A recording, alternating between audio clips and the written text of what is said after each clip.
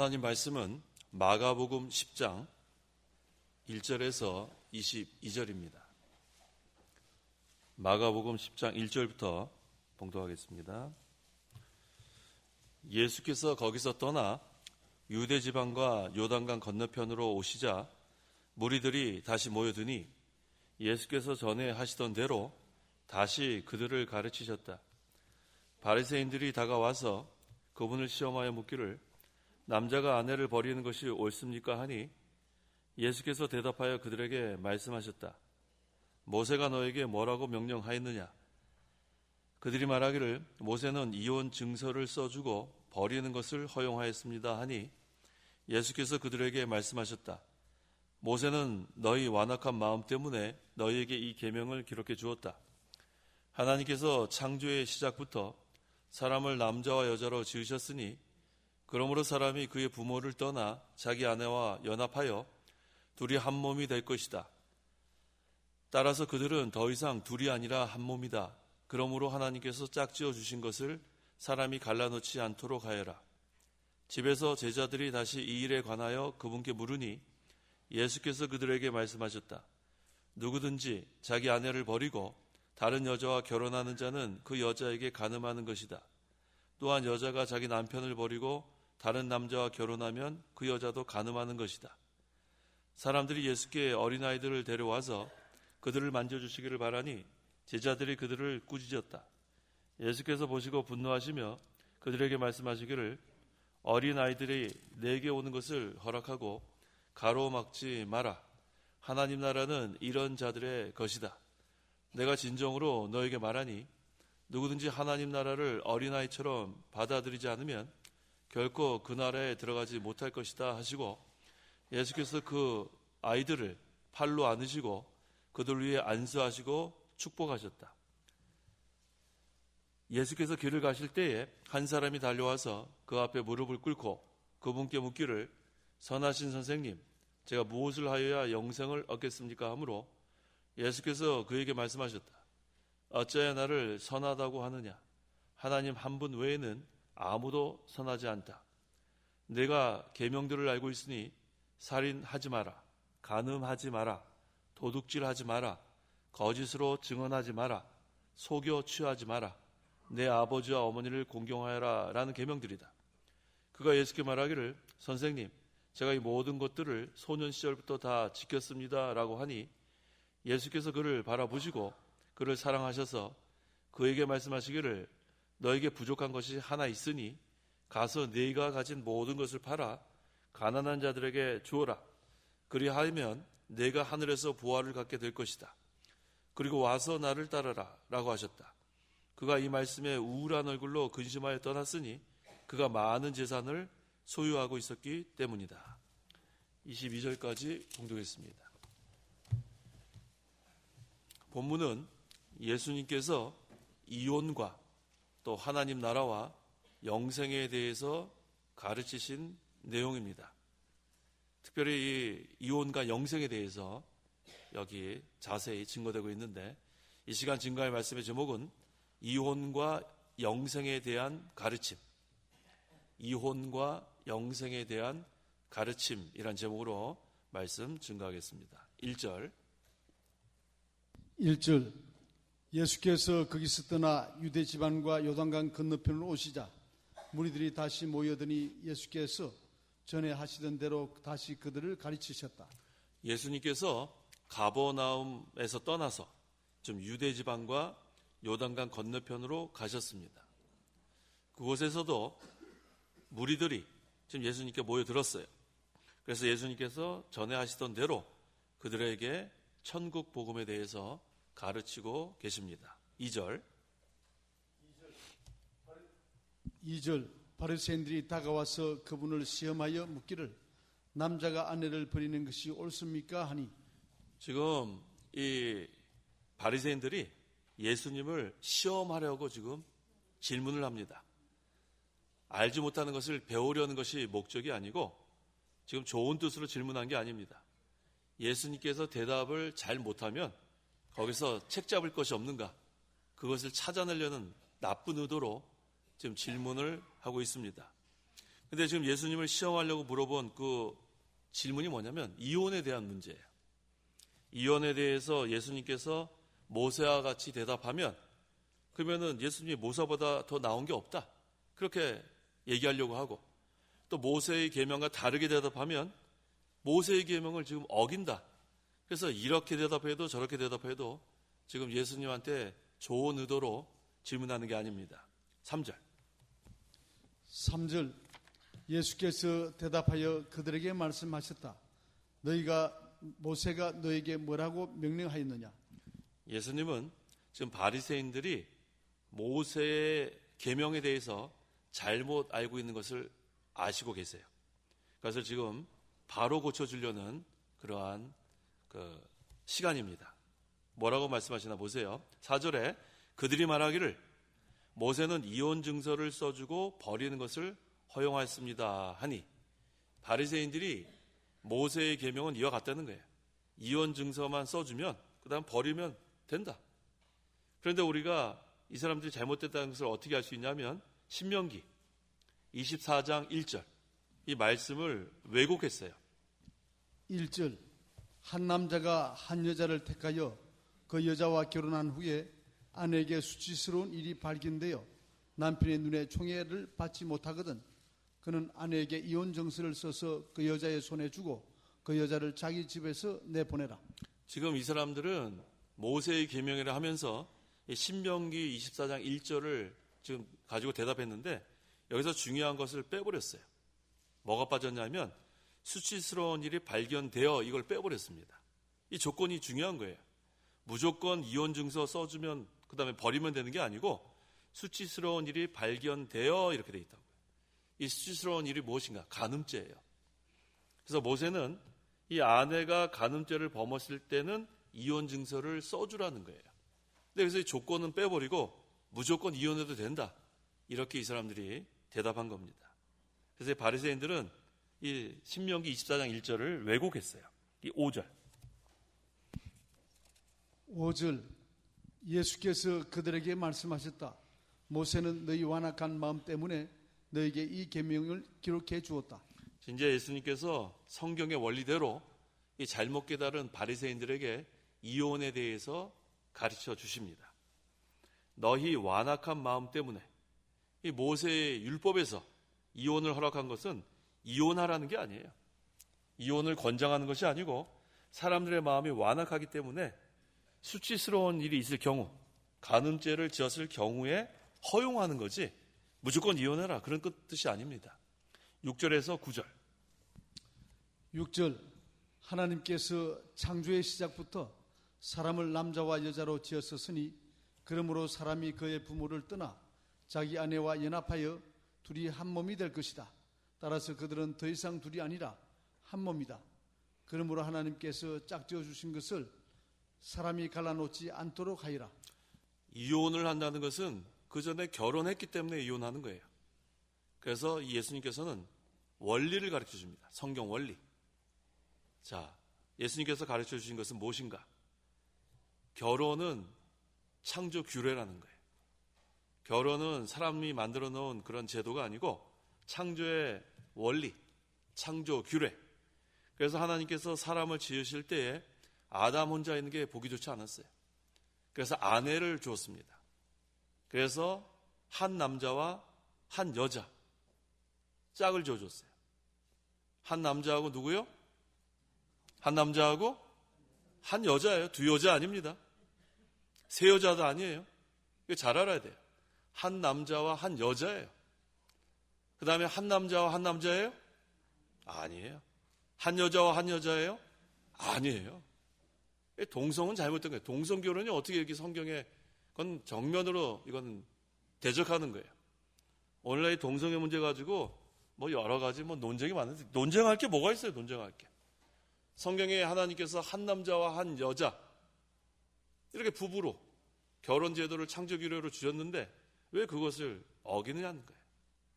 그래서 6절에 하나님께서 창조의 시작부터 사람을 남자와 여자로 지으시고 한 남자와 한 여자로 지으시고 그 다음에 짝지어 주신 거예요.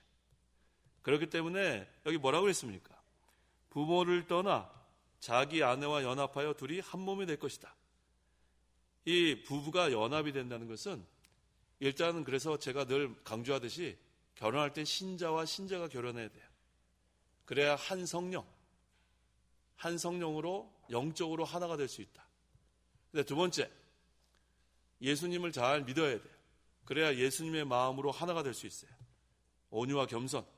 그 다음에 육체적으로 하나가 돼서 말라기서에 있는 말씀처럼 하나님께서 기뻐하시는 경건한 자녀를 얻게 되는 거예요. 이거 전부 다 하나님께서 이렇게 우리에게 주신 말씀입니다. 그러니까 뭐라고 했습니까? 그러므로 하나님께서 짝지어 주신 것을 누가 갈라놓지 않도록 하여라? 사람이 갈라놓지 않도록. 이혼하지 말라는 거예요. 그러니까 예수님께서 여기서 이 결혼, 이 창조기례를 말씀하시면서 이혼하지 마라. 이게 결론이에요. 그래서 하나님께서 짝지어 주신 것을 사람이 갈라놓지 않도록 하여라. 이것이 성경 원리입니다.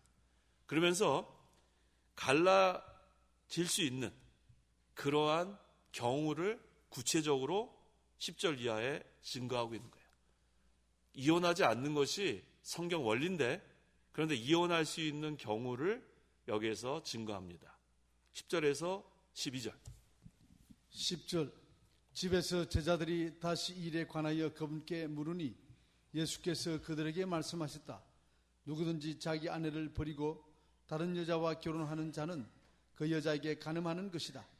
또한 여자가 자기 남편을 버리고 다른 남자와 결혼하면 그 여자도 간음하는 것이다. 부부 중에 한쪽이 음행한 경우, 간음한 경우에 이혼할 수 있다고 한 거예요. 이것은 부부 계약이 해약될 수 있는 조건입니다. 마태복음 19장 8절 9절. 8절. 예수께서 그들에게 말씀하셨다. 모세는 너희 완악한 마음 때문에 너희 아내를 버리는 것을 너에게 허용하였다. 그러나 처음부터 그랬던 것은 아니다. 내가 너에게 말하니 누구든지 음행한 이유 외에 자기 아내를 버리고 다른 여자와 결혼하는 자는 간음하는 것이다. 네, 음행한 이유 이외에 아내를 버리면 간음하는 거라고 그랬어요. 그러니까 부부 중에 한 편이 음행한 일이 있을 때 그때는 이혼할 수 있는 경우가 됩니다. 그런데 음행하면 이혼하는 것이 허락은 됐지만 꼭 이혼하라 그런 건 아니에요. 아까 예수님께서 결론을 냈죠. 이혼하지 마라. 그것이 결론인데 이럴 경우에 허용된다는 거예요. 우리 그 호세아 선지자 아내가 어땠어요? 고멜 맞아요? 어떤 사람이었어요? 음란한 사람이었어요. 그런데도 데리고 살았잖아요. 그러니까 음행했다고 해서 무조건 이혼해라 그런 게 아니라 중요한 것은 이혼하지 않는 것이 성경 원리인데 이혼할 수 있는 경우를 여기서 이렇게 예를 드는 거예요. 두 번째, 한 편이 죽었을 때 남편이 먼저 죽든지 아내가 먼저 죽으면 그 부부계약이 해약되는 거예요. 그래서 재혼할 수 있다는 거예요. 로마서 7장 2절 이하에 나옵니다. 부부 중 한 편이 죽는 경우, 그 경우는 하나님께서 갈라놓으신 거잖아요. 하나님께서 짝지어 놨다가 하나님께서 갈라놨기 때문에 그 남편이나 아내가 먼저 세상을 떠나면 재혼할 수 있다. 이게 성경적인 원리입니다. 그런데 세 번째, 신앙 문제 때문에 갈라질 수밖에 없는 경우가 있습니다. 부부 중 한 편은 잘 믿고 한 편은 믿지 않아요. 그러니까 이 믿는데 너무 괴롭힘을 당하는 거예요. 그럴 때 고린도전서 7장 15절. 15절. 믿지 않는 자가 헤어지려고 하면 헤어지게 하리라. 형제나 자매나 그런 것에 얽매일 필요가 없다. 그러나 하나님께서는 너희를 화평 가운데서 부르셨다. 그래서 제가 신자와 신자가 결혼해야 된다고 했잖아요. 그런데 한쪽이 신자고 한쪽이 불신자인데 계속 신앙생활하는데 부딪히는 거예요. 그럴 때 고린도전서 몇 장에 있어요? 7장 15절에 사도 바울이 믿지 않는 자가 헤어지려고 하면 헤어지게 하여라 그랬어요. 근데 이것도 마찬가지예요. 이 사람 믿지 않으니까 무조건 이혼하라는 게 아닙니다. 예수님의 말씀 이혼하지 말라는 거예요. 그런데 이혼을 할 수 있는 것이 허용된 경우를 여기서 이렇게 예로 드는 것뿐입니다. 그래서 믿지 않는 쪽에서 신앙 문제 때문에 이혼을 강요할 때는 이혼할 수 있습니다. 몇 번째예요? 네 번째는 우리 찾아보면 이제 성경은 이 정도 돼 있고 그 웨스트민스터 신앙고백 제24장 6항을 찾아보니까 웨스트민스터 신앙고백 제24장 6항에 이건 성경에 있는 건 아니고 우리 교리서에 있는 거예요. 간음이 아니라도 교회에서나 법이 어떻게 할 수 없는 고의적인 부부 동거 거절, 결혼의 약속을 취소할 충분한 원인이 된다. 이렇게 기록되어 있어요. 성경에는 없는데 웨스트민스터 신앙고백에는 이렇게 여기서 우리에게 가르쳐 줍니다. 간음은 아닌데 교회에서도 어떻게 할 수 없고 법적으로도 어떻게 할 수 없는 고의적으로 부부가 동거하기를 거절하는 경우, 그럴 때는 결혼의 약속을 취소할 충분한 원인이 된다.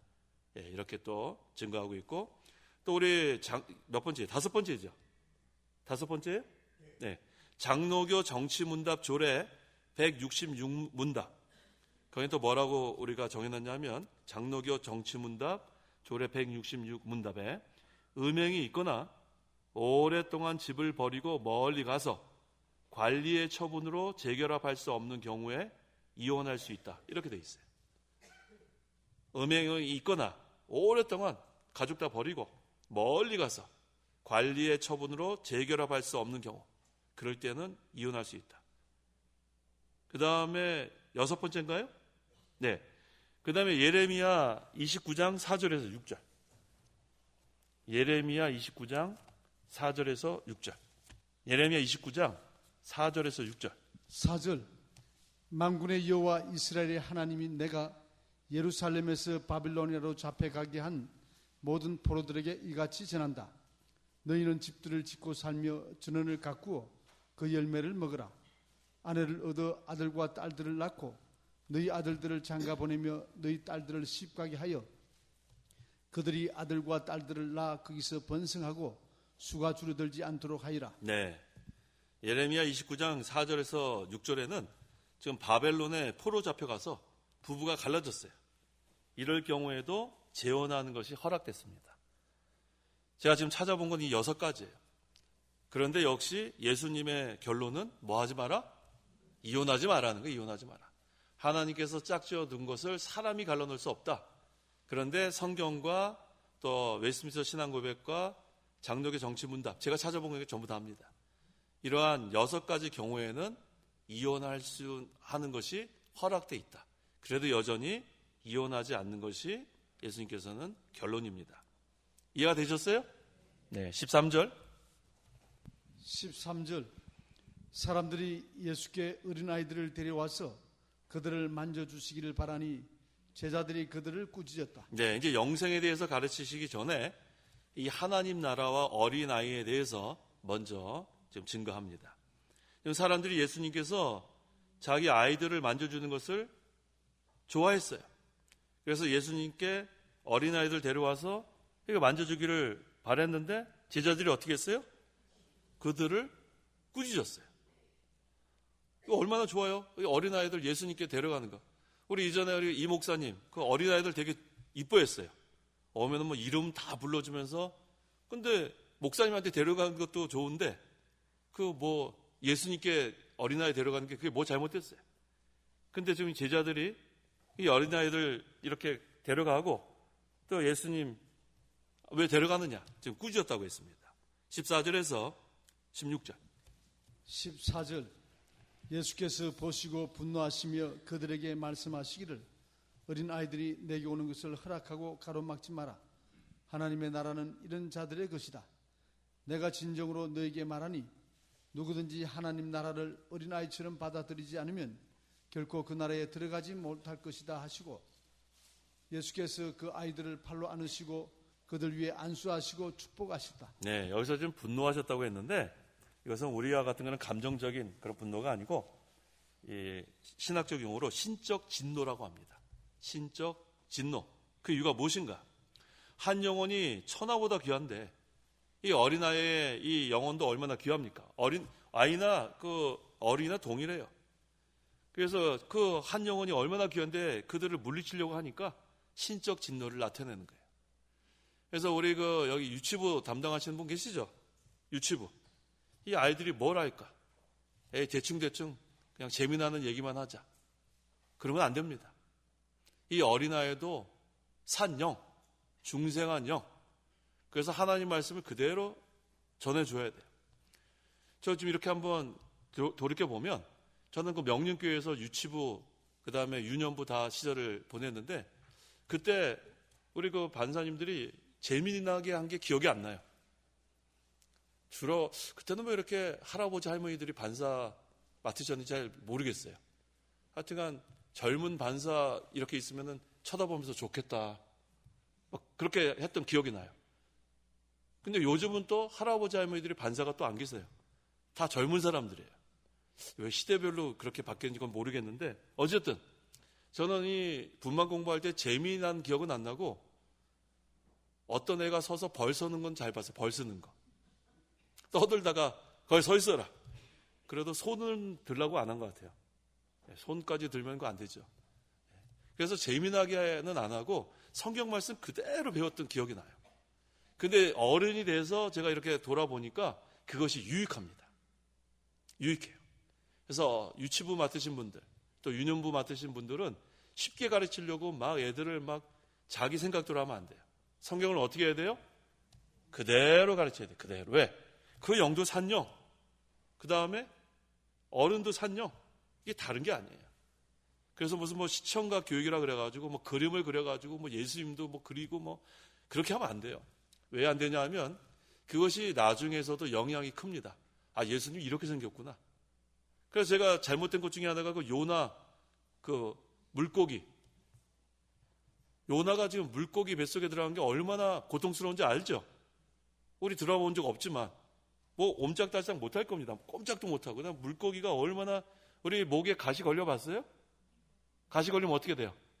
킥킥거리죠. 막 죽으려고가 아니라 뭐라고 표현해야 돼? 죽을 지경. 얼마나 그게 고통스러운지 몰라요. 근데 지금 이 물고기 지금 뱃속에 사람이 하나 장정이 들어갔으면 얼마나 괴롭겠어요. 막 일이 지쳐가고. 그런데 그 어린아이들 그림책에는 어떻게 그려졌어요? 큰 그 물고기에다. 제가 볼 때는 거기 뭐 화장실도 있고 거실도 있을 정도의 큰, 거기에 요나가 무릎 꿇고 기도하고 있단 말이에요. 이루고.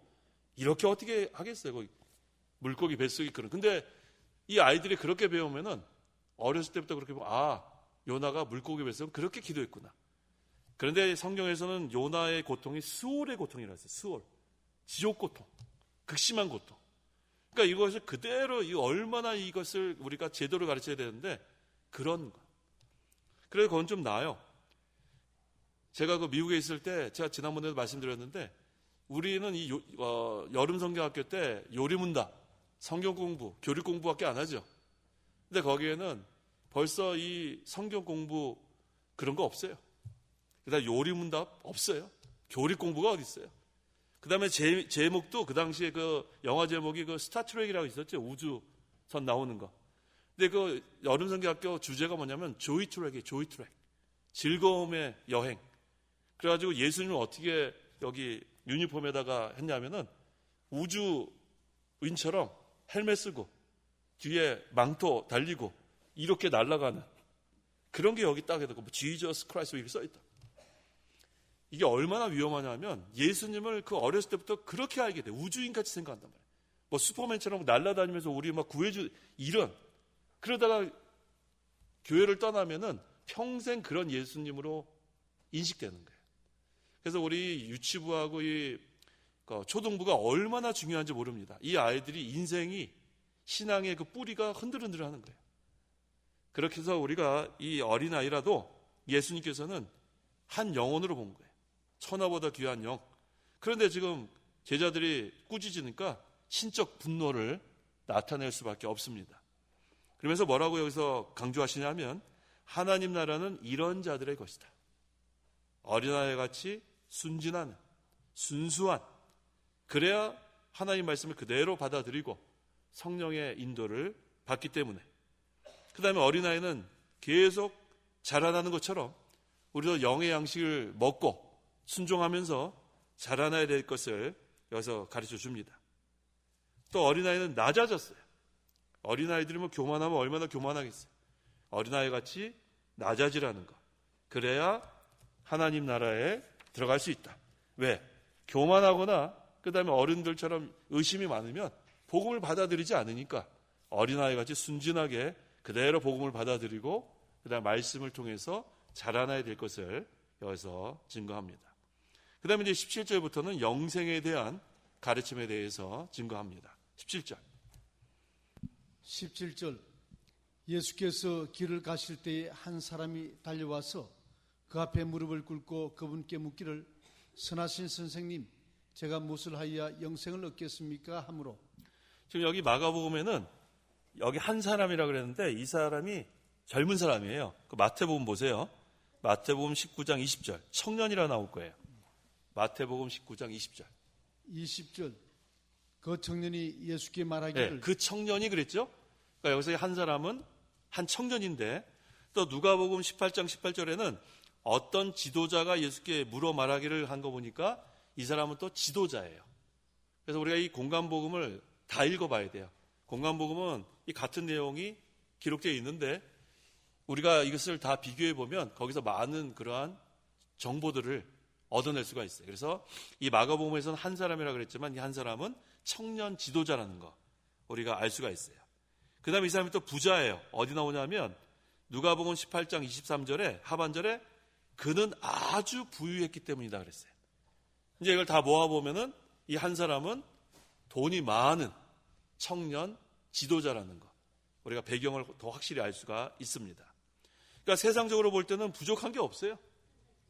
부족한 게 없어요. 젊었고 그 다음에 부유했고 그러니까 뭐 이 사람은 세상적으로 볼 때는 문제가 없는데 지금 영생에 대한 문제를 지금 배우려고 하는 거예요. 영생에 대해서. 근데 이 사람이 보니까 어렸을 때부터 계명을 다 지키려고 노력을 많이 했어요. 근데 어떤 문제가 해결되지 않았어요? 영생에 대한 문제가 해결되지가 않았습니다.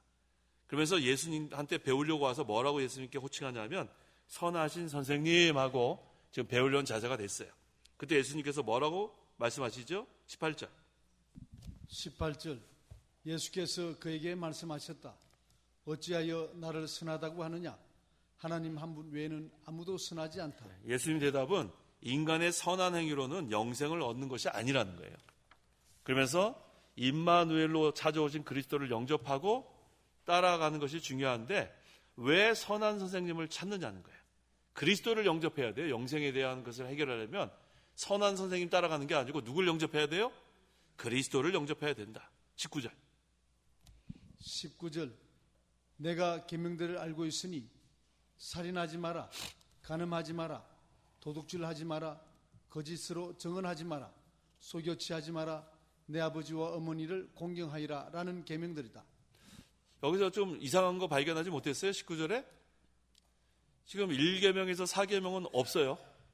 없죠? 그 다음에 5계명에서 10계명도 순서가 바뀌었어요. 바뀌지 않았어요? 내 부모 공경하는 게 맨 마지막으로 갔죠. 이 구절을 읽으면서 그런 생각 안 하셨죠?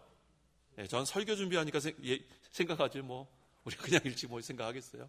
근데 설교 준비할 때는 이런 것들이 다 보여요.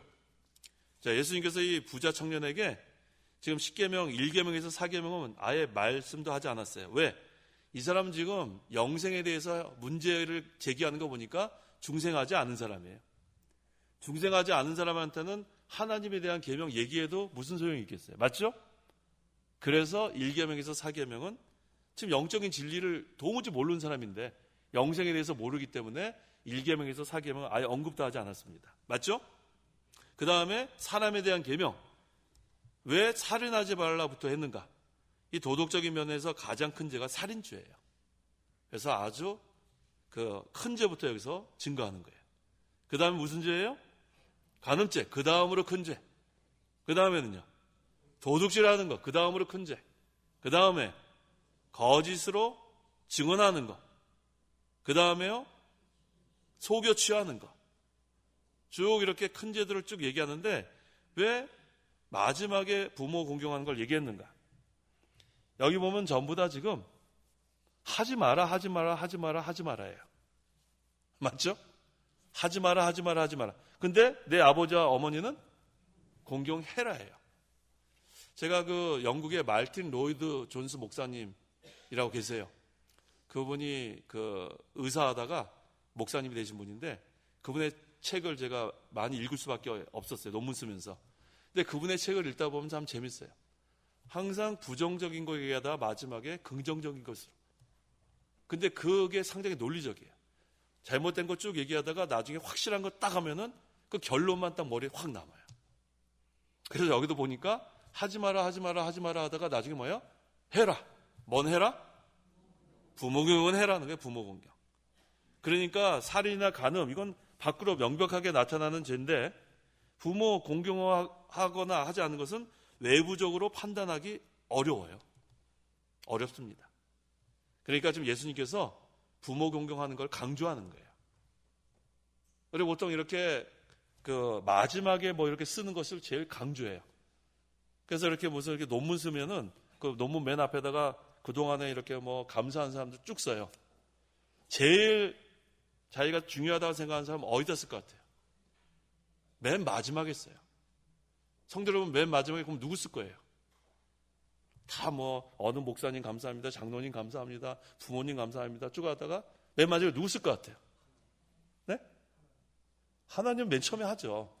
모든 영광 하나님께 돌리다 하고 이제 거의 감사하는 사람에 대한 감사하는 거. 저는 제 아내한테 했어요. 제 아내. 사랑하는 아내한테 감사하다. 근데 그 깊은 뜻을 모르고 우리 와이프가 왜 맨 마지막에 썼냐? 깊은 뜻이 있는데. 자, 마지막이 중요한 거예요. 그래서 모든 것이 결론이 중요합니다. 그래서 여기 보니까 지금 부모 공경하지 않는 것, 그것이 이 사람에 대한 계명 중에서는 약속이 있는 첫 계명입니다. 그래서 우리가 10계명, 1계명에서 4계명까지는 하나님에 대한 것. 근데 이 사람은 영생에 대한 문제가 해결되지 않았기 때문에 아예 언급도 하지 않았고 가장 중요한 부모 공경을 예수님께서 맨 마지막에 여기서 가르쳐 주시는 거예요. 20절. 20절. 그가 예수님께 말하기를 선생님 제가 이 모든 것들을 소년 시절부터 다 지켰습니다. 라고 하니 이 사람은 외부적으로는 그 계명을 어려서부터 다 지켰으므로 이와 같이 말한 거예요. 애를 많이 썼어요. 그런데 그 계명의 영적인 뜻은 몰랐어요. 그러니까 지금 영생에 대한 문제를 지금 질문하는 거예요. 21절. 21절. 예수께서 그를 바라보시고 그를 사랑하셔서 그에게 말씀하시기를 너에게 부족한 것이 하나 있으니 가서 내가 가진 모든 것을 팔아 가난한 자들에게 주어라. 그리하면 내가 하늘에서 부활을 갖게 될 것이다. 그리고 와서 나를 따르라 라고 하셨다. 자, 가장 중요한 게 어디에 써요? 맨 마지막에 쓴다 그랬죠. 예수님께서 맨 마지막에 뭐라 그러셨어요? 그리고 와서 나를 따라라. 이게 제일 중요한 거예요. 와서 나를 따라라가 결론이에요. 근데 보세요. 그를 바라보시고 그를 사랑하셔서 지금 세상적으로 볼 때는 이 사람은 부족한 게 없어요. 왜? 부자 청년이에요. 또 지도자예요. 그러니까 공부 많이 한 것 같아요. 지도자인 거 보니까. 그런데 세상적으로는 전혀 부족한 게 없어요. 청년이고. 그런데 가장 중요한 것을 이 사람은 모르고 있어요. 가장 중요한 게 뭐예요? 영생에 대한 문제예요. 영생. 성도 여러분, 영생에 대한 문제 해결됐어요? 우리는 해결됐단 말이에요. 우리는 부자도 아니고 청년도 아니고 지도자도 아닌데 우리는 그거보다 더 중요한 영생에 대한 문제가 해결됐어요. 어떻게 해결됐어요? 예수님 믿으니까. 그렇죠. 그리스도를 영접하면 되는데 이 부자 청년은 그 뜻을 모르고 계명만 지킨 거예요. 계명. 어려서부터 뭐 했고 뭐 하지 않고 계속 그런 얘기만 하는 거예요. 그랬더니 예수님께서 너에게 부족한 것이 하나 있다 그랬어요. 다 좋다. 네가 뭐 안 하고 뭐 하고 다 좋다. 그런데 내게 부족한 것이 있다. 그게 뭐다? 오늘 결론이 뭐예요? 와서 나를 따라오지 않는 거다. 그리스도를 영접하지 않는 거다. 그래서 회개하고 주님을 영접해야 영생에 대한 문제가 해결된다는 거예요. 그러면서 예수님께서 뭐라고 말씀하시냐면 뭐라 그랬습니까? 내가 가진 모든 것을 팔아 가난한 자들에게 주어라. 가난한 자에게 주렵니다. 이 사람은 엄청난 부자예요. 엄청난 부자인데 지금 영생에 대한 문제 해결하러 왔다가 재산 다 나눠주라는 거예요. 예수님께서. 왜? 이 사람은 지금까지 그것이 가장 귀한 건지 아는 사람이에요. 그러니까 예수님이 순서를 바꿔버리라는 거예요. 이 사람의 뭐 도덕적 행위, 종교적, 외부적 의식, 이거 중요하지 않다는 거예요.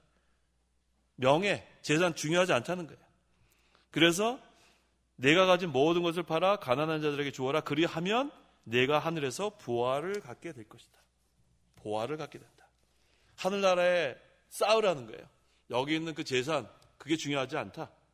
그랬더니 이 사람이 드디어 진리를 발견했구나. 기뻐했어요? 22절 같이 읽어보겠습니다. 시작. 그가 이 말씀에 우울한 얼굴로 근심하며 떠났으니 그가 많은 재산을 소유하고 있었기 때문이다. 불쌍한 청년이에요. 불쌍한 부자 청년. 지금 예수님께서 영생 문제를 해결해 주시려고 알려주셨는데 이 사람은 처음에는 선생님 하면서 왔는데 자기가 너무나 돈이 많은 거예요. 재산이 많은 거예요. 그러니까 그 재물을 버릴 수가 없었어요. 이 사람이 만약에 별로 재산이 없으면 그대로 했을지도 몰라요. 그래서 부자들이 더 힘들어요. 성경이 그랬죠? 부자가 어디 들어가기는 뭐가 어디 들어가는 것보다 어렵다? 부자가 하늘나라에 들어가는 것은 약대가 바늘구멍에 들어간 어렵다. 그럼 부자는 다 하늘나라 못 가네요? 하늘나라 못 갑니까? 그런 뜻이 아니죠? 거기서 중요한 것은 하나님께 모든 것이 가능하다. 그 얘기하려고 그렇게 한 거예요. 우리는 믿는 사람 중에서 부자 있잖아요. 그럼 뭐 부자는 다 나쁘다 그런 뜻이 아니라 그랬죠. 약대가 바늘구멍에 들어가는 것이 불가능한 거지만 하나님께는 그것도 가능하다는 거예요. 그러면서 너희는 그 영생에 대한 것은 하나님께서 하시는 거다. 그래서 지금 이 부자 청년은 지금 이 세상의 재물, 그 다음에 명예, 그 다음에 영생도 붙잡으려고 하니까 어떻게 됐어요? 둘 다 잃어버리는 거예요. 모르죠. 이것은 세상에 사는 동안은 그냥 남았을 수도 있겠죠. 재물하고 명예는. 근데 성경에서는 두 주인을 섬기지 말라는 거예요. 두 주인 섬기지 마라. 하나님 편을 택하라. 그러니까 이 사람은 너무나 그것이 아까워가지고 얼굴이 어떻게 됐대요? 우울해졌대요. 우울증 걸렸어요. 우울증. 영성 문제 해결하러 왔다가 우울증 걸리고 그 다음에 걱정 근심 가지고 가는 거예요. 그러니까 세상 재물을 의지하고 이렇게 살면은 늘 얼굴이 기쁠 것 같죠? 우울해요. 야, 이거 내가 갖고 있는 몇십억 이거 어떻게 되면 어떡하지? 근데 뭐 우린 그거 걱정할 게 있어요. 뭐가 있어야지 걱정을 하죠. 뭐가 아예 없으면은 걱정할 것도 없어요. 뭐 걱정이. 도둑 들면 어떡하지? 이 건물 어떻게 되면 어떡하지? 뭐가 어떻게 하면 어떻게 되지? 새 안 나가면 어떡하지? 뭐 새 줄 게 있어야 걱정을 하죠. 우리는 먼저 그의 나라와 그의 의를 구하는 거예요. 그의 나라와 그의 의를 구하면 그 다음에 하나님께서 어떤 사람은 좀 많은 재물을 줄 수도 있고 어떤 사람은 좀 적게 줄 수 있는데 그걸 가지고 하나님 일을 하라는 거예요. 그 다음에 먹고 사는 거 하고. 우리 목사님들 잘 배웠잖아요. 나중에 뭐 자녀들한테 이거 다 물려줄 거 그것까지 생각하지 마시고 하나님 일에 많이 사용하시고 그게 하늘나라에 보아 쌓는 거예요. 일단 먹고 살아야 되니까 또 먹고 살고. 그러니까 이 재산 많은 거 갖고 이거 갖고 뭘 어떻게 하면 좋을까? 뭘 그거 걱정을 해요. 재산 가지고 하나님께서 하나님 주신 건데 뭐 갖고 하나님 위해서 잘 사용하면 되는 거지. 이 부자 청년은 그걸 몰랐던 거예요. 그래서 어떻게 됐어요? 예수님께서 가난한 사람 다 나눠주라니까 이 말씀에 우울한 얼굴로 근심하며 떠났으니 왜요? 그가 많은 재산을 소유하고 있었기 때문이다. 우리는 이 재물로 이렇게 뭐 기쁨을 얻는 게 아니라 하나님 나라가 이루어져야 기쁨을 얻는 거예요. 그래서 우리가 그 로마서 14장 17절 다 외우라 그랬죠. 다 외워볼까요? 시작. 하나님 나라는 먹고 마시는 것이 아니고 오직 성령 안에서 의와 기쁨과 평강이다. 그런데 이 부자 청년은 얼굴이 어떻게 됐어요? 우울한 얼굴로 근심해. 하나님 나라를 이루는 것을 영생을 예수님께서 가르쳐 주셨는데 그것을 걷어차니까 그 기쁨의 세계, 평강의 세계 다 걷어차니까 우울한 얼굴로 근심 가득해서 돌아갔다는 거예요. 이 영생 문제가 해결되지 않았습니다. 그래서 우리는 너무 감사해요. 영생 문제 해결됐어요? 네, 우리는 하나님 나라가 이루어졌어요. 하나님 나라가 이루어지니까 우리 마음은 편안합니다. 우리 마음은 기쁩니다. 뭐 많은 걸 소유하지 않아도 또 많은 걸 소유해도 우리는 기뻐요. 그걸로 하나님이라 할 수 있으니까 얼마나 또 기뻐요.